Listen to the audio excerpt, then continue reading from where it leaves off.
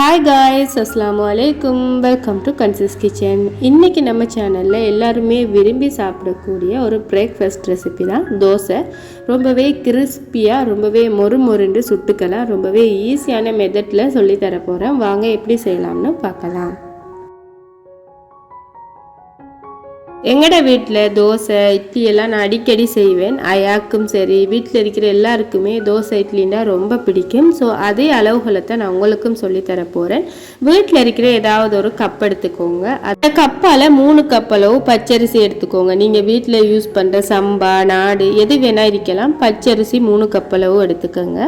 அதே கப்பால் 3/4 கப் அளவு வெள்ளை உளுந்து, இதுதான் வெள்ளை உளுந்து. ஸோ அது 3/4 கப் அளவு எடுத்து தனித்தனியாக நம்ம இதை ஒரு பவுலுக்கு மாற்றிக்கணும். ரெண்டையுமே தனித்தனி பவுலுக்கு மாற்றிக்கோங்க. நம்ம மிக்சி ஜாரில் தான் இந்த மாவை அரைச்சிக்க போகிறோம். ஸோ அதனால் ரெண்டையுமே தனித்தனியாக கழுவி ஊற வச்சு அரைச்சோம்னா தான் நமக்கு ஈஸியாக அரைப்படும்.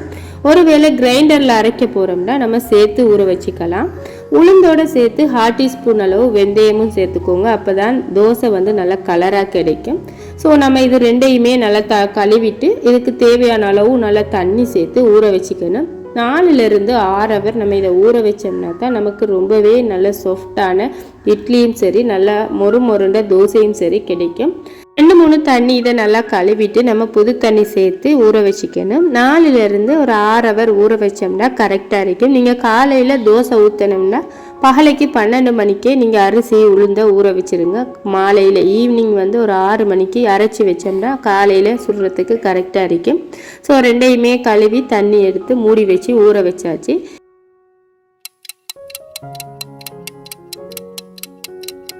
அரிசியும் உளுந்து நல்லா ஊறிடுச்சு. நான் ஒரு 5 ஹவர்ஸ் ஊற வச்சுருந்தேன். பகல் 12 மணிக்கு அரிசி உளுந்து ரெண்டையுமே ஊற வச்சுருந்தேன். அரிசி எடுத்து நம்ம ஒரு விரலால் உடைச்சி பார்த்தோம்னா நமக்கு ரொம்பவே ஈஸியாக உடப்படணும். அதுதான் சரியான கன்சிஸ்டன்சி. பாருங்கள், இந்த மாதிரி உடப்பட்டுச்சுன்னா நம்மளோட அரிசி நல்லா ஊறிடுக்குன்னு அர்த்தம். ஸோ உளுந்துமே இந்த மாதிரி குண்டு குண்டாக நல்லா பெருசாக இருந்துச்சுன்னா உளுந்துமே ஊறிட்டு, ஸோ இப்போ இது ரெண்டையுமே நம்ம அரைச்சிக்க போகிறோம். நான் இந்த தண்ணி எல்லாமே ஊற்றிட்டு ஐஸ் வாட்டர் சேர்த்து தான் அரைச்சிக்க போகிறேன். ஏன்னா மிக்சி ஜார் சூடாகாமல் இருக்கும். இதுவே கிரைண்டரில் நம்ம அரைக்க போகிறோம்னா இதே தண்ணியை சேர்த்து நம்ம அரைச்சிக்கலாம். அரிசி உளுந்து எல்லாமே கொஞ்சம் அதிகமாக நம்ம அரைக்க போகிறதால மிக்சி ஜார் ஈஸியாக சூடாக பார்க்கும். ஸோ அதனால் கூல் வாட்டர் சேர்த்து இந்த மாதிரி நல்ல சாஃப்டாக உளுந்து அரைச்சி எடுத்துக்கணும். ரொம்பவே அதிகமாக உளுந்த மிக்சி ஜார் ஃபுல்லாக சேர்க்காம ஹாஃபுக்கு சேர்த்து நல்லா அரைச்சிக்கோங்க. இந்த மாதிரி பஞ்சு போல் ரொம்ப சாஃப்டாக அரைப்படணும். நம்ம சேர்த்துருந்த உளுந்தனா 2 பெச்சாக சேர்த்து அரைச்சிக்கிட்டேன். உளுந்தும் சரி அரிசியும் சரி அரைக்கும் போது தண்ணியை கொஞ்சம் கொஞ்சமாக சேர்த்து அரைச்சிக்கணும். குவான்டிட்டி கூடிடக்கூடாது. தண்ணி கூடிடுச்சுட்டா தோசை மாவு ரொம்பவே லூஸ் அரிக்கும். அப்போ நமக்கு தோசை இட்லி எல்லாம் சரியாக வராது. ஸோ கொஞ்சம் கொஞ்சம் தண்ணியாக சேர்த்து அரைச்சிக்கோங்க. நம்மளோட சேனலை இப்போ தான் ஃபர்ஸ்ட் டைம் பார்க்குறீங்கன்னா மறக்காமல் சப்ஸ்கிரைப் பண்ணி பக்கத்தில் உள்ள பெல் ஐக்கனையும் கிளிக் பண்ணி வச்சுக்கோங்க. அப்போ தான் நான் போடுற நியூ வீடியோஸ் எல்லாமே உங்களுக்கு நோட்டிஃபிகேஷனில் வரும். ஊற வச்சுருந்த உளுந்த 2 பெச்சாக நான் அரைச்சி எடுத்துட்டேன். இப்போ அரிசியை அரைச்சிக்க போகிறேன். அரிசியையும் தண்ணியெல்லாம் வடிச்சிட்டு கூல் வாட்டர் சேர்த்து சேம் மெத்தடில் தான் அரைச்சிக்க போகிறேன். கொஞ்சம் கொஞ்சமாக அரைச்சிக்கோங்க. ஸோ நம்மளோட மிக்சி ஜாரு சூடாகாமல் ஈஸியாக அரைச்சிக்கலாம். இட்லி தோசை ரெண்டுக்குமே மாவு அரைக்கும் போது நம்ம கண்டிப்பாக இதையும் நோட் பண்ணிக்கணும். உளுந்தை நல்லா சாஃப்டாக பஞ்சு போல் நம்ம அரைச்சிக்கணும். அரிசியை இந்த கன்சிஸ்டன்சியில் பாருங்கள், கொஞ்சம் கொரப்பாக இருக்கணும். குருணால் மாதிரி கொஞ்சம் கொரப்பாக அரைச்சோம்னா நமக்கு இட்லி நல்லா பஞ்சு மாதிரியும் தோசை நல்லா கிறிஸ்பியாகவும் கிடைக்கும். ஸோ அதனால தான் உங்களுக்கு இதை நான் நல்லா அரைச்சி தனித்தனியாக காட்டியிருக்கேன். உங்களுக்கு ரொம்பவே ஈஸியாக விளங்கணுன்றதால. ஸோ இப்போ உங்களுக்கு ரொம்பவே தெளிவாக விளங்கியிருக்கும். இப்போ நான் அடுத்த பெட்ஜ் அரிசி அரைக்க போகிறேன். அதோட நான் 1/2 கப் அளவு நம்ம ஏற்கனவே அளந்தெடுத்து அதே கப்பால் 1/2 கப் அளவு சமைச்ச சோறு சேர்த்துருக்கேன்.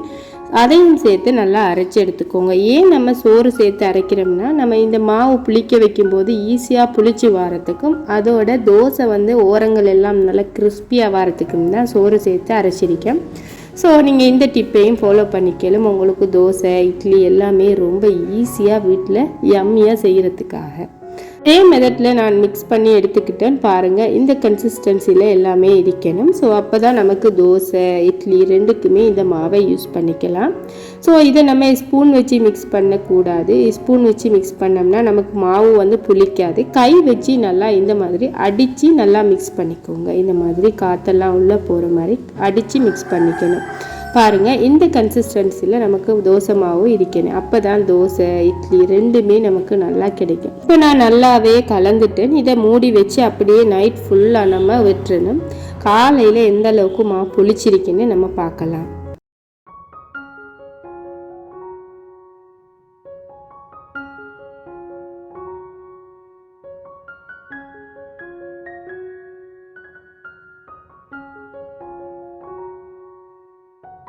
எப்பவும் போல் காலையில் 5 மணிக்கே எழும்பி சுபகெல்லாம் தொழுது ஃப்ரெஷ்அப் ஆகியாச்சு. பாருங்கள், இந்த மாதிரி நம்மளோட மாவு புளிச்சிருக்கின்னு பார்க்கலாம். பாருங்கள், நுரையாக இந்த மாதிரி இருந்த குவான்டிட்டியை விட கொஞ்சம் அதிகமாகிருக்கும். பாருங்கள், இப்போ நம்மளோட மாவு வந்து நல்லாவே புளிச்சிட்டு இப்போ இதில் நம்ம உப்பு சேர்த்துட்டு நல்லா மிக்ஸ் பண்ணி விட்டுட்டு நம்ம தோசை ஊற்ற வேண்டியது தான். இந்த மாவை வச்சு இன்றைக்கி நான் மொறுன்னு கிறிஸ்பியான தோசை தான் சுட்டு காட்ட போகிறேன் காலையில் பிரேக்ஃபாஸ்ட்டுக்காக. ஸோ தேவையான அளவு உப்பை சேர்த்து நம்ம கலந்துட்டு தோசை ஊற்ற வேண்டியது தான். லாஸ்ட் டைம் போட்டிருந்த ஷோர்ட்ஸில் இதே மாவை வச்சு இட்லியும் அவிச்சிருந்தேன். ரொம்பவே நல்லா வந்துருந்துச்சு. பார்த்தாலே உங்களுக்கு விளங்கும். ஸோ இப்போ வாங்க நம்ம தோசை ஊற்றிக்கலாம். நிறைய பேர் சொல்லுவாங்க அயன் தோசைக்கல்லில் தோசை ரொம்பவே நல்லா வரும்னு. ஸோ என்னோடய தோசைக்கல்லுமே அயன் தான். ஸோ நல்லா தோசைக்கல்லை சூடு பண்ணிவிட்டு கொஞ்சமாக தண்ணி தெளிச்சிட்டு நம்ம ஒரு குழிக்கரண்டியில் கொஞ்சமாக மாவு எடுத்து ஊற்றி இந்த மாதிரி மெதுவாக ஸ்ப்ரெட் பண்ணி விடணும். ரொம்ப தடிப்பாகவும் இல்லாமல் ரொம்ப மெல்லிசாவும் இல்லாமல் மீடியமாக இந்த மாதிரி நான் ஸ்ப்ரெட் பண்ணி விட்டுக்கிறேன். இதில் ஆயில் பட்டர் இல்லைனா நெய் கூட சேர்த்துக்கலாம். நான் கொஞ்சமாக ஆயில் சேர்த்து நல்லா ஒரு 30 செகண்ட் நம்ம அப்படியே விட்டோம்னா நல்லா கிறிஸ்பியாக நமக்கு தோசை ரெடி ஆகிடும். இப்போ தோசை நல்லாவே மொறுண்டு ரெடி ஆகிட்டு மக்க பக்கமும் ஒரு 10 செகண்ட் விட்டுட்டு இறக்கினோம்னா நம்மளோட தோசை ரெடி ஆகிடும். ரொம்பவே ஈஸியான ரெசிபி. ஸோ எல்லாருமே கண்டிப்பாக ட்ரை பண்ணி பாருங்கள். ஸோ இந்த மாதிரி நான் எல்லா தோசையுமே சுட்டு இறக்கி எடுத்துக்கிறேன். மக்க சாப்பாடுகள் மாதிரி தோசையை வந்து மொத்தமாக சுட்டுட்டு இருந்து சாப்பிட்டோம்னா டேஸ்ட் வந்து அந்தளவுக்கு இருக்காது. ஸோ சூடோடு சாப்பிட்டோம்னா தான் தோசை அட்டகாசமாக இருக்கும். கண்டிப்பாக ஒரு ஆள் சுடும்போது மற்றவங்க இருந்து சாப்பிட்டோம்னா நல்லா இருக்கும். ட்ரை பண்ணுங்கள் இந்த மாதிரி. ஸோ நான் சேம் மெத்தடில் எல்லா தோசையுமே சுட்டுட்டு இருக்கேன். சிஸ்டர் மகள் பிரதர் எல்லாருமே சாப்பிட்டுட்டு இருக்காங்க. ஸோ இந்த மாதிரி தான் நான் எங்களோட வீட்டில் தோசை செய்வேன். இதுக்கு ஒரு ரொம்பவே அட்டகாசமான சட்னியும் செய்வேன். ஸோ வாங்க அது எப்படி செய்யலாம்னு பார்க்கலாம்.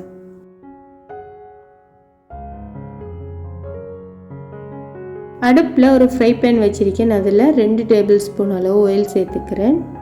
ஆயில் சூடானதுமே அதில் 6-7 பூண்டை நல்லா உரித்து கட் பண்ணி வச்சுருந்தேன். அதை சேர்த்துக்கிறேன். அதோட காஞ்ச மிளகாய் ஒரு 5லேருந்து 6 காஞ்ச மிளகாய் சேர்த்துக்கோங்க. அதோட 2 டேபிள் ஸ்பூன் அளவு பொட்டுக்கடலை. எங்களோட ஏரியாவில் பொட்டுக்கடலை கடலை பருப்புன்னெல்லாம் சொல்லுவோம். உங்களோட ஏரியாவில் எப்படின்னு தெரியும். அதில் 2 டேபிள் ஸ்பூன் அளவு வேர்க்கடலை 2 டேபிள் ஸ்பூன் அளவு சேர்த்துருக்கேன். அதோட மீடியம் சைஸில் ஒரு வெங்காயத்தையும் கட் பண்ணி சேர்த்துருக்கேன். இப்போ நம்ம தேங்காயை கட் பண்ணிட்டும் சேர்க்கலாம், திருவிட்டும் சேர்க்கலாம். நான் இன்றைக்கி கட் பண்ணித்தான் ஒரு 1/2 கப் அளவு தேங்காயும் சேர்த்து எல்லாத்தையுமே நம்ம மீடியம் ஃப்ளேமில் வச்சு நல்லா வறுத்து எடுத்துக்கணும்.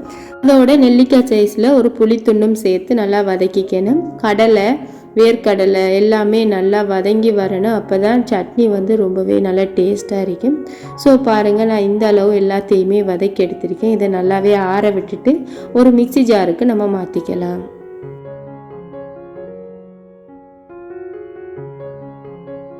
மிக்ஸி ஜாருக்கு மாற்றிட்டு ஒரு வாட்டி நல்லா கொரப்பாக அரைச்சிட்டு திருப்பி தண்ணி ஊற்றி நல்லா நமக்கு தேவையான கன்சிஸ்டன்சியில் அரைச்சி எடுத்துக்கலாம். இப்போ நம்மளோட தோசையும் எல்லாமே மொறுண்டு ரெடி ஆகிட்டு அதோட நம்மளோட சட்னியுமே ரெடி ஆகிட்டு பிரேக்ஃபாஸ்ட்டுக்கு ரொம்பவே ஒரு அழகான கோம்போ நம்மளே வீட்டில் செஞ்சுக்கலாம். தோசை சுட சுட அதோட டேஸ்டியான சட்னி. இதுதான் அழகான ஒரு பிரேக்ஃபாஸ்ட். கண்டிப்பாக நீங்களுமே இதே மெத்தடில் ட்ரை பண்ணுங்கள். ரொம்பவே சூப்பராக இருக்கும்.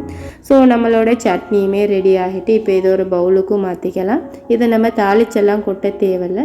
உங்களுக்கு விருப்பம்னா கொஞ்சமாக ஆயில் எடுத்துட்டு அதில் கடுகு கருவேப்பிலை சேர்த்து தாளிச்சிட்டு இதோட சேர்த்துக்கலாம். ஸோ நான் இந்த கொஞ்சம் திக்கான கன்சிஸ்டன்சியில் நான் சட்னி அரைச்சி எடுத்திருக்கேன். உங்களுக்கு வேணும்னா இன்னும் கொஞ்சம் லூஸாக தண்ணி சேர்த்து அரைச்சிக்கலாம்.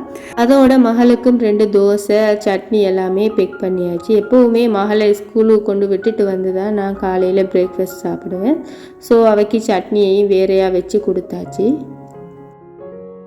ஸ்ரீலங்காவில் எப்போவுமே தோசை சட்னி எல்லாம் பெருசாக காலை சாப்பாட்டுக்கு எடுக்க மாட்டேன். எப்போவுமே ரொட்டி பராட்டா சோட்டிஸ் ஐட்டங்கள் இந்த மாதிரி தான் செய்வோம். ஸோ நமக்கு டிஃப்ரெண்ட்டாக குட்டீஸுக்கு இந்த மாதிரியெல்லாம் ட்ரை பண்ணி கொடுக்கும்போது கண்டிப்பாக விரும்பி சாப்பிடுவாங்க. அதோட ஹெல்த்தியும் கூட.